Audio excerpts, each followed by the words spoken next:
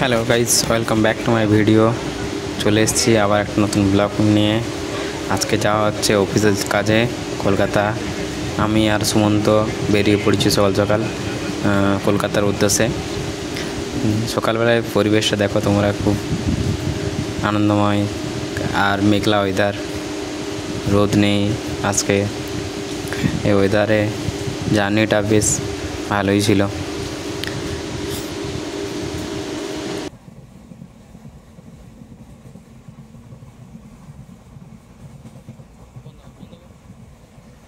ওয়েদারটা ভালো হওয়ার জন্য এদিকে সবাই ঘুমিয়ে পড়েছে।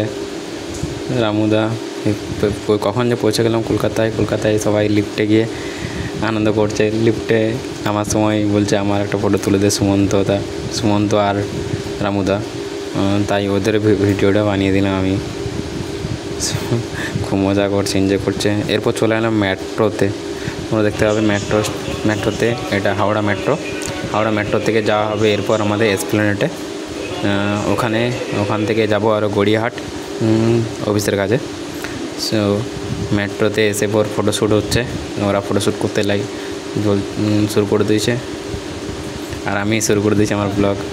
আমার তো বলছে ব্লগ বানাচ্ছিস, আমি বললাম হ্যাঁ ব্লগেই চলছে এই মুহূর্তে আমাদের। মেট্রো আমাদের চলে এসছে। মেট্রোতে উঠে বুঝতে পারছো কী অবস্থা আমাদের, তাও ব্লগ বানাতে ছাড়িনি। যা ভিড়, হাত রাখার জায়গা নেই ঠিক মতো করে, পা তো যা অবস্থা আছে সেটা আমরাই বুঝতে পারছিলাম। ওখানে দেখতেই পাচ্ছ তোমরা, হাত কোনো জায়গা নেই। আর এই মেট্রোতে যাচ্ছে গঙ্গার নিচ দিয়ে। আমাদের ভারতের টেকনোলজি এতটা উন্নত হয়ে গেছে যে গঙ্গার উপর নিচে দিয়ে আমরা মেট্রো যাচ্ছে। মেট্রোতে কখন যে পৌঁছে গেলাম এসপ্ল্যানেডে বোঝাই গেল না, এত ভিড়ের মধ্য দিয়ে পেরিয়ে গেল। এরপর নেমে যাব আমরা এসপ্ল্যানেডে। নেমে গেলাম এসপ্ল্যানেডে। নেমে পর আমরা রওনা দেব গড়িয়াহাটের উদ্দেশ্যে।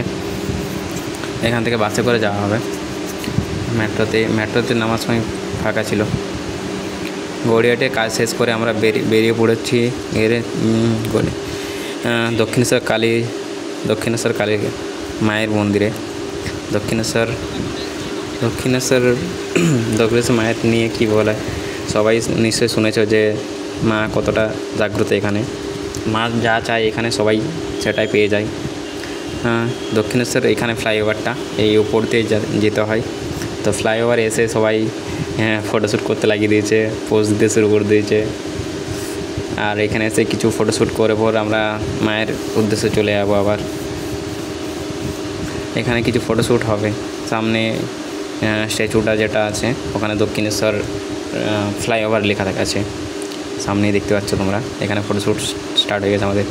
এরপর দক্ষিণেশ্বর কালী মন্দিরের সামনে চলে এসেছি আমরা হেঁটে হেঁটে।